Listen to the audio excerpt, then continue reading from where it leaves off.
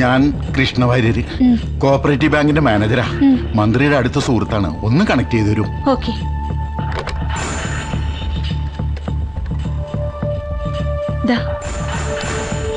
Hello.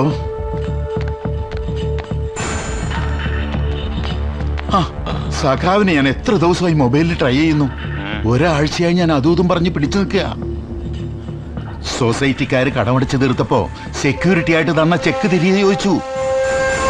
ഞാൻ എവിടെ നിന്നെടുത്ത് കൊടുക്കും?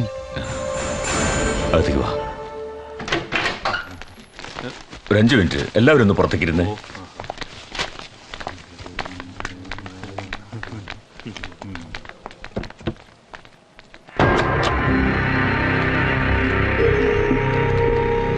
ചെക്ക് എങ്ങനെയോ മിസ്പ്ലേസ്ഡായി, തപ്പിയെടുക്കാം നോക്കട്ടെ എന്നൊക്കെ ഞാൻ പറഞ്ഞു നോക്കി. അവന്മാർക്ക് സംശയമായി. എങ്കിൽ ഗോപാലേട്ടൻ ഡ്രോ ചെയ്ത 20 ലക്ഷം രൂപയുടെ ചെക്ക് കാണണമെന്നായി. സെക്യൂരിറ്റി തന്ന ചെക്കിന്റെ നമ്പർ അവരുടെ കയ്യിലുണ്ടല്ലോ. രണ്ടും ഒന്നാണെന്നറിഞ്ഞാ പിന്നെ എന്താ ഒരു പോംവഴി? അങ്ങയുടെ നിർദ്ദേശപ്രകാരം ഞാനിത് ചെയ്തു എന്ന് സമ്മതിക്കേ നിവൃത്തിയുള്ളൂ. സഖാവ് തന്നെ അവരോടൊന്ന് സംസാരിച്ച് എങ്ങനെയെങ്കിലും എന്റെ തലയിൽ നിന്നൊന്ന് ഊരിത്തരണം. ഞാൻ സംസാരിക്കാനോ? മന്ത്രിയായി സത്യപ്രതിജ്ഞ ചെയ്തിട്ട് 5 ദിവസമായതേ ഉള്ളൂ. ഞാൻ സംസാരിക്കാമെന്ന് പറഞ്ഞാൽ ഞാനും ഇതിൽ ഇൻവോൾവ് ആണെന്ന് ഞാൻ തന്നെ സമ്മതിക്കുക എന്നല്ല അർത്ഥം. അങ്ങനെയായാൽ മന്ത്രിസഭയിലും പാർട്ടിയിലും എൻ്റെ അവസ്ഥ എന്താകും? അല്ലെങ്കിലും പാർട്ടിയിൽ ചില്ലറയൊന്നല്ല ശത്രുക്കൾ. ഒരു കാര്യം ചെയ്യാം. ഒരു കയ്യബദ്ധം പറ്റിയതാണ്. ആ കടത്തിലേക്ക് മുകുന്ദൻ അയച്ചു തന്ന തുക തിരിച്ചു തരാമെന്ന് പറ. സഖാവ് എന്തായി പറയുന്നേ? അൻവറിനെ പോലെയുള്ള തീവ്രവാദികളൊക്കെ അങ്ങനെ ഒതുക്കാൻ കഴിയുന്നാണോ? അവന്റെ പ്രിയപ്പെട്ട നേതാവ് മുകുന്ദൻ നാടുവിടാൻ തന്നെ കാരണം ഈ പ്രശ്നത്തിലല്ലേ? താനൊന്ന് സംസാരിച്ചു നോക്കടോ. സഖാവ് സംസാരിക്കണം. ഞാനിത് സംസാരിച്ചാല് എന്നെ അവന്മാര് തല്ലിക്കൊല്ലും. ഒരു കാരണവശാലും എനിക്ക് ഇതിൽ ഇടപെടാൻ കഴിയില്ല. സഖാവ് പറഞ്ഞിട്ടില്ല ഞാൻ. അതിന് തെളിവൊന്നുമില്ലല്ലോ. എന്ന് വെച്ചാൽ സ്വന്തമായി ആലോചിച്ച് എന്തെങ്കിലും ചെയ്യുവാരേ.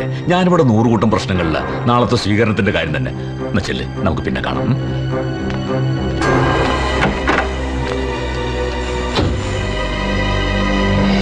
കീഴടങ്ങിയവനെ വെടിവെക്കരുതെന്നുള്ളത് യുദ്ധത്തിന്റെ നിയമമാണ്.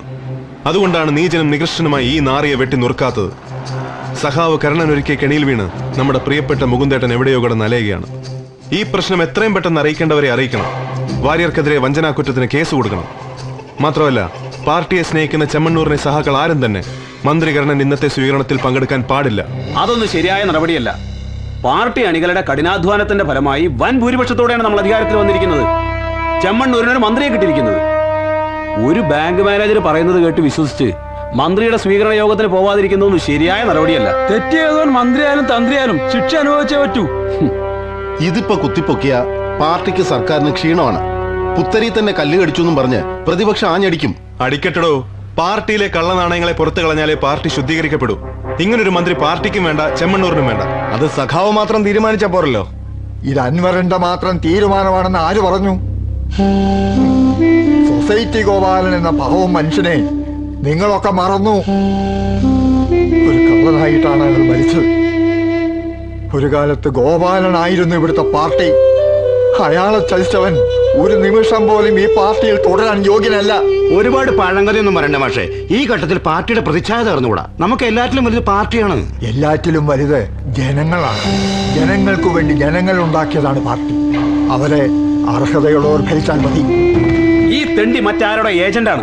പാർട്ടിയിൽ പൊട്ടിത്തെറുണ്ടാക്കാൻ വേണ്ടി മന്ത്രി കരുണന്റെ പേര് മനഃപൂർവ്വം വലിച്ചിറക്കിയാണ്. മന്ത്രി പറഞ്ഞ ഇയാളെ കയ്യിൽ തെളിവുണ്ടോ? കയ്യും കാലും കൊത്തിയരി. മന്ത്രി കരുണൻ നമ്മുടെ നാടിന്റെ പൊന്നോമന പുത്രൻ ഈ വഴിത്താരെ ധന്യമാക്കിക്കൊണ്ട് ഈ വാഹനത്തിന്റെ തൊട്ടു പിന്നാലെ കടന്നു വന്നുകൊണ്ടിരിക്കുകയാണ്. അനുഗ്രഹിക്കൂ, ആശീർവദിക്കൂ, അനുമോദനത്തിന്റെ പൂച്ചെണ്ടുകൾ അർപ്പിക്കൂ. അനവധി നിരവധി ആവേശോജ്വലമായ സ്വീകരണങ്ങൾ ഏറ്റുവാങ്ങിക്കൊണ്ട് നമ്മുടെ മന്ത്രി കരുണൻ ഇതാ നമ്മുടെ പ്രിയ പുത്രൻ മന്ത്രി കരുണൻ ഈ വാഹനത്തിന്റെ പിന്നാലെ കടന്നു വന്നുകൊണ്ടിരിക്കുകയാണ്.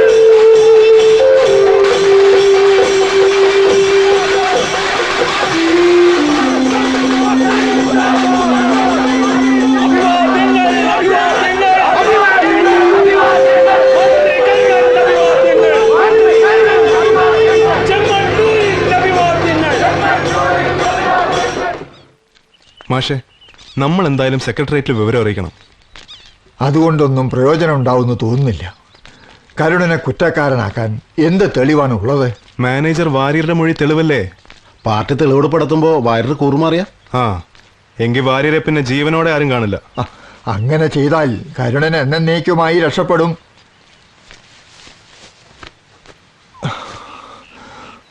മുകുന്ദനെ കുറിച്ച് ഓർക്കുമ്പോഴാ എന്റെ വിഷമം മുഴുവൻ. ഒരു കാര്യവുമില്ലാതെ അവൻ എവിടെയോ കിടന്നെന്ന് അറിയിക്കുന്നു. മൂന്നാട്ടിനിപ്പോൾ എവിടെയാണുള്ളതെന്ന് വല്ല വിവരമുണ്ടോ? ഗൾഫിലുള്ള നമ്മുടെ പല സുഹൃത്തുക്കളും ഇപ്പോഴും അന്വേഷിച്ചുകൊണ്ടിരിക്കുക. ഇതുവരെ ഒരു എത്തുമ്പടിയും കിട്ടിയിട്ടില്ല. സുഹൃത്തുക്കൾക്ക് നമ്മുടെ മുകുന്ദന്റെ കാര്യത്തിൽ എന്ത് താല്പര്യം അൻവറേ? നമ്മൾ നേരിട്ട് പോയി അന്വേഷിക്കേണ്ടതായിരുന്നു. നേരിട്ടെന്ന് പറഞ്ഞ നമ്മൾ അവിടെ പോയി അന്വേഷിക്കണം. ശരിയാ, മുകുന്ദൻ ഇനി എന്തിന് അന്യനാട്ടിൽ കിടന്ന് കഷ്ടപ്പെടണം? ഞാൻ പറയുന്നത് മുകുന്ദനെ കണ്ടുപിടിച്ച് തിരിച്ചു കൊണ്ടുവരുന്ന കാര്യം അൻവർ തന്നെ ഏറ്റെടുക്കണമെന്നാ. ഞാനത് പലവട്ടം ആലോചിച്ചിട്ടുള്ളതാണ് മാഷെ. പക്ഷേ ഇല്ല, ഇനി അത് വൈകിക്കൂടാ.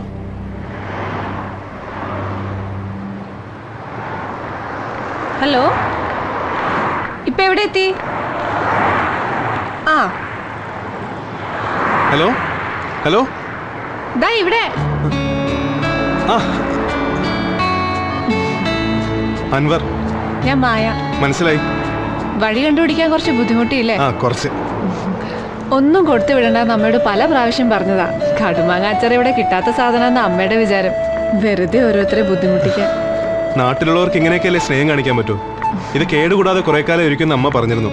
ആ ധൈര്യത്തിലാ ഇത്തിരി വൈകിച്ചത്. ദാ, താങ്ക് യു. ഒരു ഡ്രൈവിംഗ് ലൈസൻസ് സംഘടിപ്പിക്കാനുള്ള ശ്രമത്തിലായിരുന്നു. കഴിഞ്ഞ ആഴ്ച ടെസ്റ്റ് പാസ്സായി. ജോലി വല്ലതും ശരിയായോ? ഇല്ല, ഒരു സെക്കൻഡ് ഹാൻഡ് പിക്കപ്പ് നോക്കി വെച്ചിട്ടുണ്ട്. സത്യം പറഞ്ഞ ജോലി തേടി വന്നതല്ല ഞാൻ. ഒരാളെ അന്വേഷിച്ചിറങ്ങിയതാ. അയാളെ കണ്ടെത്തുന്നവരെ പിടിച്ചു നിൽക്കാൻ ജോലി, അത്രേ ഉള്ളൂ. അൻവർ ചെമ്മണ്ണൂരിന്നല്ലേ? അതെ. ആരെ അന്വേഷിച്ചു വന്നു എന്നാ പറഞ്ഞേ? ഒരു മുകുന്ദൻ. മുകുന്ദേട്ടൻ ഞങ്ങളുടെ പാർട്ടിയുടെ നേതാവായിരുന്നു. എൻ്റെ ഏറ്റവും അടുത്ത ആള്. അല്ല, എൻ്റെ സ്വന്തം ജ്യേഷ്ഠനെ പോലെയായിരുന്നു. 3 വർഷമായിട്ട് ആളെക്കുറിച്ചൊരു വിവരവുമില്ല. എനിക്കറിയാം മുകുന്ദേട്ടനെ. മുകുന്ദേട്ടനെ അറിയോ?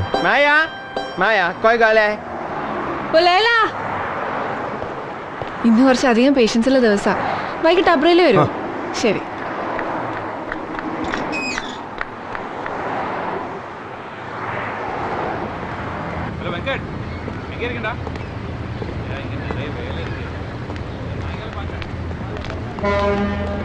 ഇത്രയും ആത്മാർത്ഥതയുള്ള, ഒട്ടും കളങ്കമില്ലാത്തൊരു മലയാളിയെ എൻ്റെ ഗൾഫ് ജീവിതത്തിൽ ഞാൻ കണ്ടിട്ടില്ല. മുകുന്ദേട്ടനെ പോലെ ഒരാളെ ചതിക്കാൻ ആ പെൺകുട്ടിക്ക് എങ്ങനെയാ പറ്റിയതെന്ന് എനിക്കിപ്പോഴും മനസ്സിലാവാത്ത. അവള് പണവുമായി ചൈനയിലേക്ക് പോയെന്നറിഞ്ഞ് ഷോക്ക്ഡായി നിൽക്കുന്ന മുകുന്ദേട്ടൻ്റെ മുഖം എൻ്റെ മനസ്സിൽ ഇപ്പോഴും ഉണ്ട്. ഇവിടെ വന്നിട്ട് ആദ്യം പോയി അന്വേഷിച്ച സിദ്ധാർത്ഥനാ. പക്ഷെ അയാള് യൂറോപ്പിലേതോ ബിസിനസ് ടൂറിലാണെന്ന് അറിഞ്ഞത്. പിന്നെ മുകുന്ദേട്ടൻ പണ്ട് താമസിച്ചിരുന്ന സ്ഥലത്ത് പോയി. അവിടെ ഇപ്പോൾ ഒരു പാകിസ്ഥാനി ഫാമിലിയാ. പണ്ട് നാട്ടിലെ കടം വീട്ടാൻ അയച്ചുകൊണ്ടിരുന്ന പണം ഇടയ്ക്ക് വെച്ച് മുടങ്ങിയിരുന്നു. പക്ഷെ 1 കൊല്ലമായിട്ട് ബാങ്കിലേക്ക് വീണ്ടും കാശ് വരുന്നുണ്ട്.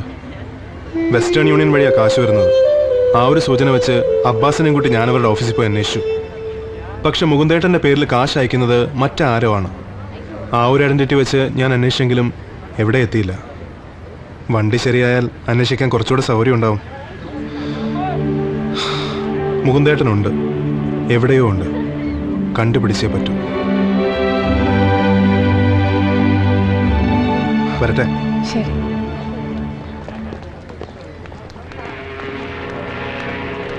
മായ, 4 വർഷമായി അല്ലേ നാട്ടിൽ പോയിട്ട്? ചേച്ചിമാരുടെ കാര്യങ്ങളൊക്കെ കഴിഞ്ഞില്ലേ? ഇനി വീട്ടിലേക്ക് കാശൊന്നും അയക്കണ്ട, സ്വന്തം കാര്യം നോക്കണം. ഉപദേശം എൻ്റെ അല്ല, അമ്മ പറയാൻ ഏൽപ്പിച്ചതാ.